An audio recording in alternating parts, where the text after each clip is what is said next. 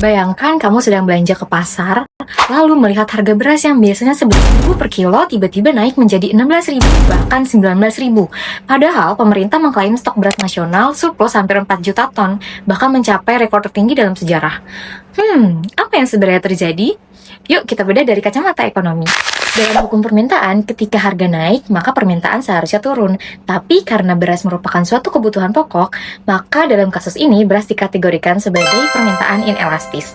Nah, di mana perubahan harga yang signifikan cenderung tidak berpengaruh pada perubahan jumlah permintaan. Artinya, meski harga naik, pada dasarnya masyarakat akan tetap membeli beras.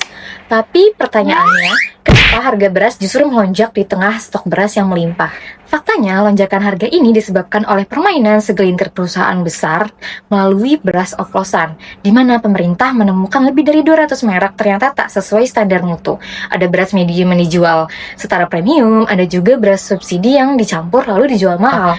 Praktik ini yang disebut dengan rent seeking, yaitu perilaku pelaku usaha yang ingin mencari keuntungan besar melalui cara curang. Nah, ini juga yang menyebabkan market failure atau kegagalan pasar, karena salah satu pihak menutupi kebenaran sehingga mengakibatkan konsumen dirugikan secara ekonomi. Bagi konsumen, ini artinya membayar lebih mahal untuk kualitas yang lebih rendah. Nah, ini juga disebut asymmetrical information tipe hidden knowledge, di mana ada informasi tersembunyi yang hanya penjual beras yang tahu kualitas beras yang sesungguhnya, sementara pembeli tidak. Kalau kita lihat lebih dalam, ternyata distribusi beras dikuasai oleh perusahaan besar dan juga bulog. Nah, di level distributor dan pedagang besar ini, pasar beras cenderung mengarah pada struktur pasar oligopoli. Apa bedanya dengan persaingan sempurna ya? Nah, dalam pasar oligopoli, ada penguasaan oleh segelintir pemain besar yang mempengaruhi harga dan pasokan. Hal ini disebut price setter. Jadi, meskipun stok melimpah, harga bisa tetap tinggi karena pasarnya dikuasai oleh mereka yang dapat memengaruhi harga. Nah, terus apa ya respon pemerintah? Untuk merespon fenomena ini, pemerintah melalui Menko Perekonomian mengintervensi pasar dengan melakukan operasi pasar, penyaluran beras (SPHP), dan juga kebijakan penghapusan label medium dan premium untuk memitigasi peredaran beras oplosan supaya harga dan pasokan beras tetap stabil di pasaran.